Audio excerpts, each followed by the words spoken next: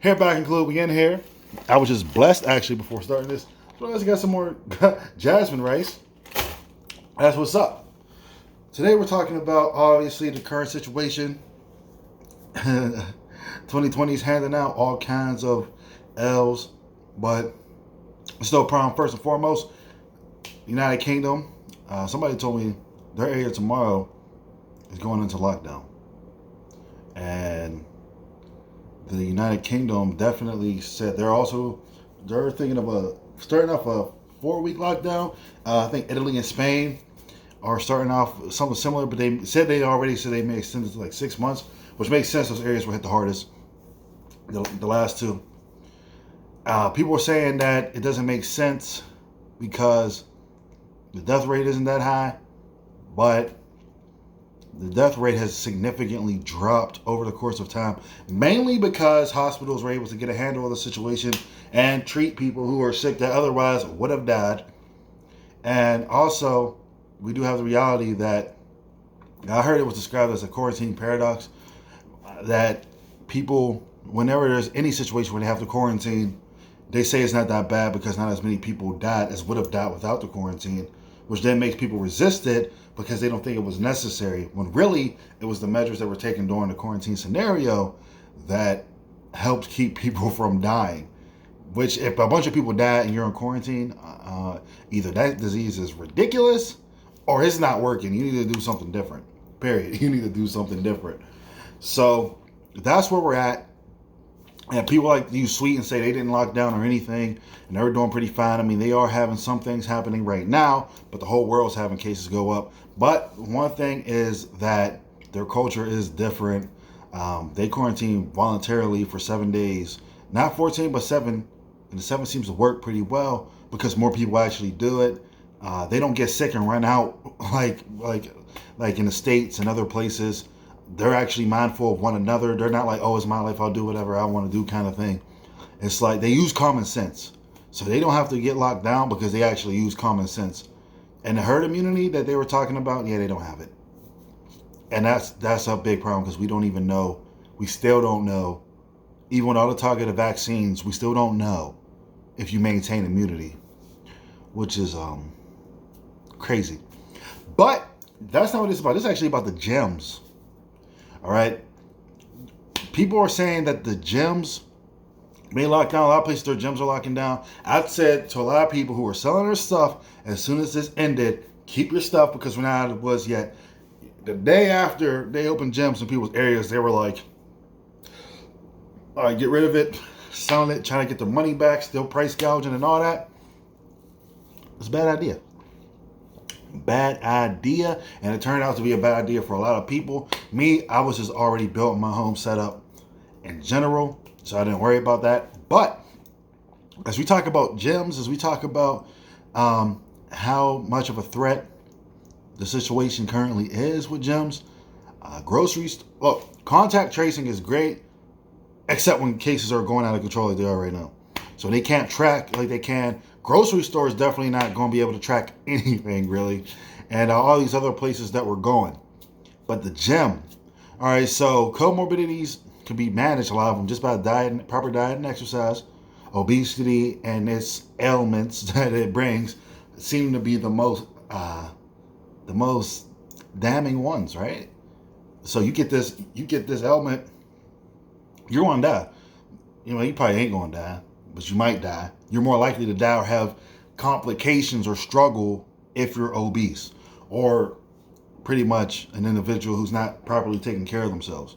And the gym is a good place to do that.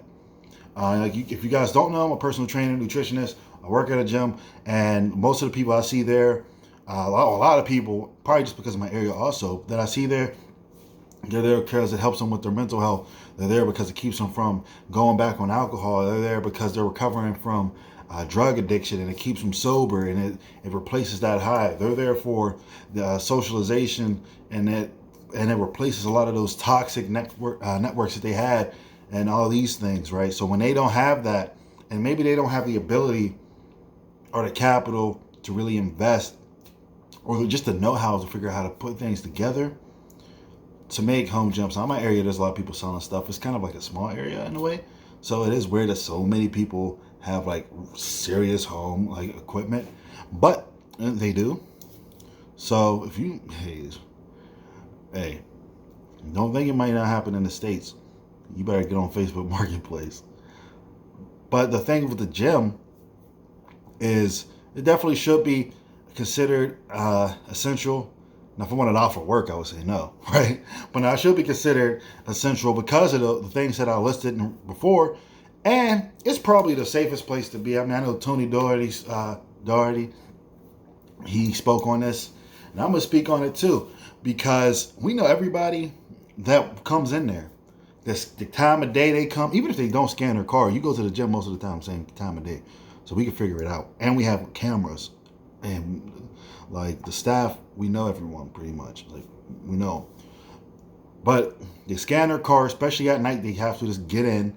We have cameras that check everyone that's in there.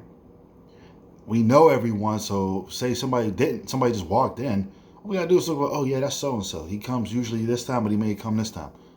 The gym is the best place.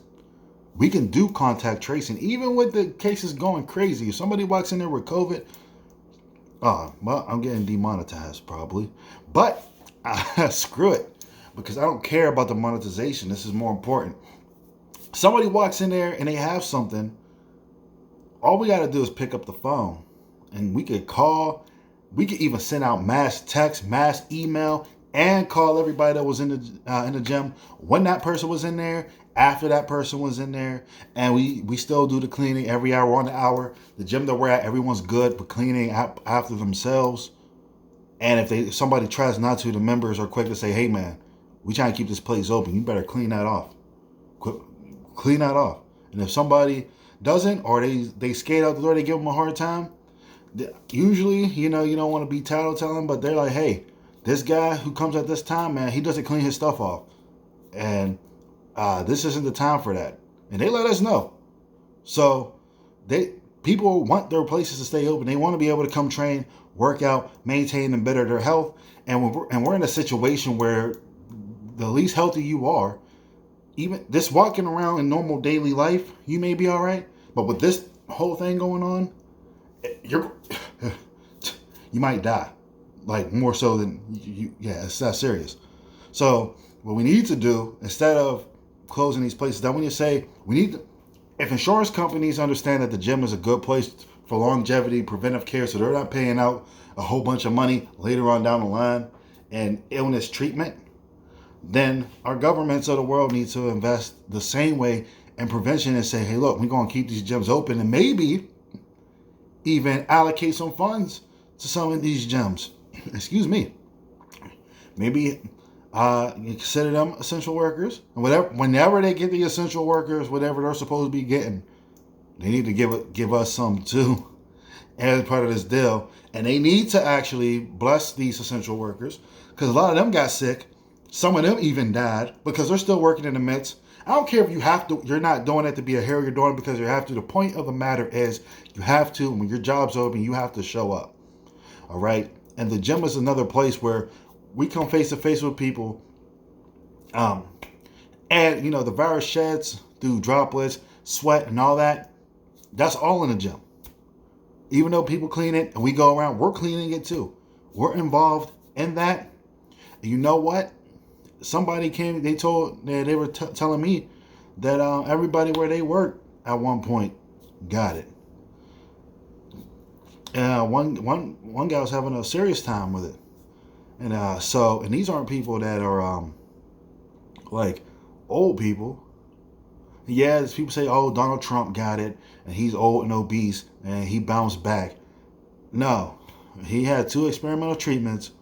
One they finally made available to severe cases. 2 experimental treatments that really aren't available to the public. Plus was on the forgot what he was taking, but it was one of them corticosteroids, the most aggressive regimen he could have. And he was, and without that, I'm pretty sure he would have died because he was actually having some time. If y'all remember, he left the White House ahead of time so he can walk out on his own 2 feet so he wouldn't have to be wheeled out. It's serious.